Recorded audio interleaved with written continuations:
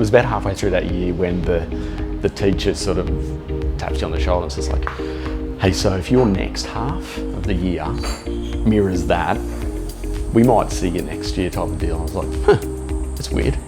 I didn't realise there was a grade 13, and they're like, no, it's like, you might just do this grade again. So it was at that moment I went, I kind of thought, I've got to pick this up, because back then in Geelong, it was, whatever the scoring system was, it used your grade 11 and grade 12 as a combined, and a bit like Queensland as well, but coming up here, it was TE score. And they decided with me that they couldn't convert or use that, so it was all going to be, my grade 12 was going to be my grade 12 mark. Because I was partially going, well, I've got A's and B's in 11, it'll even itself out, but no. So then I pretty much had to work the ticker off at 6 months to even just get through. And then I started to go, shit, like, you know, mum and dad were kind of going, well, what are you going to do next year? And then I started going, I don't know. So I started looking at engineering, and then got a score that was enough to get me into sort of an entry-level associate diploma of engineering, which I did. Towards the end of 90, I was playing a lot of golf at Virginia and feeling like I was hitting it pretty well. And you know, in your mind, like, oh, maybe I'll just play golf. And Dad's like, well, okay, well, there was a moment where he said, well, okay, you're still obviously young enough and you're flitting around a few things. He said, I'll support you for 12 months. If you just want to go play golf, like after grade 12, it was a bit of like, if you get through grade 12, you can have a year off if you haven't decided what you want to do. And I thought, yeah, okay, I'll go play golf. And then I started over that break, I started playing a lot, and I'm like, I'm not good enough. And then I thought, hang on, I can do this as not my career and I can still enjoy it. So then it came back to, well, what am I going to do? And that's when we started to, so I think with my folks, it was never this kind of gavel approach of you must do that. It was a little bit like, well, if that's what you're talking about, let's expand on that. And by expanding on it, I think they knew what the answers were, but they needed to kind of let me get to that point where I'm like, yeah, I'm not good enough for that golf thing. So yeah, then the next stage was going and completing this associate diploma in engineering, to which then I was like, okay, it was a 4-year course, and I was literally going, watching my clock, saw all my other mates going off to uni and doing things, and I'm like, how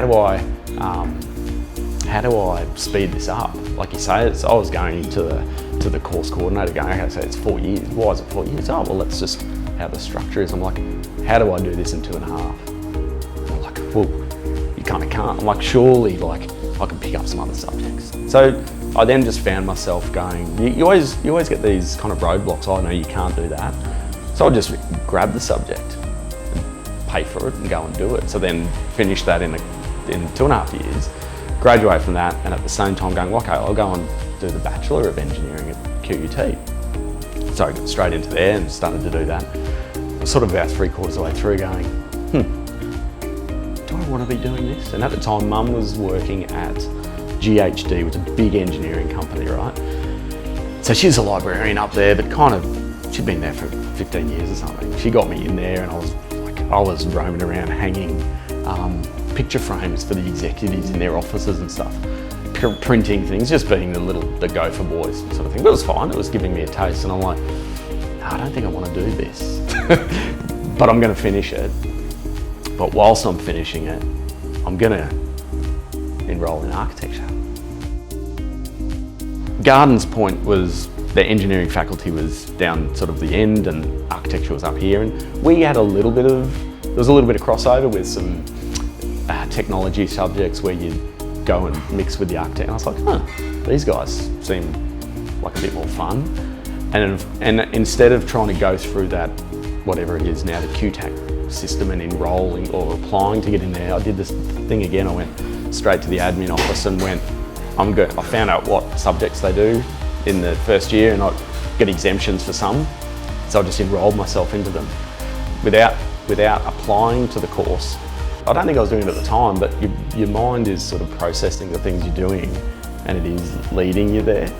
So that whole idea of kind of doing engineering and still continuing with that, because I was still as that, I wasn't going to give it up. I wasn't going to go, shit, I've done 3 years of this, I'm just going to throw this in and pick something else up. It was like, no, get that going, but instead of just waiting until that's ended and starting again, kind of just maybe do it a bit harder for a shorter period of time. So I did a whole year of architecture without technically being enrolled in the course, to the point where I got my grades and they were right up there, and then I thought, I better go and speak to the dean at uni and go and tell him what I've done. And I said, look, this is what I've done, these are my grades. And they're like, no, you can't have done this, you're not on our books. I'm like, well, I am. It's just a little different avenue.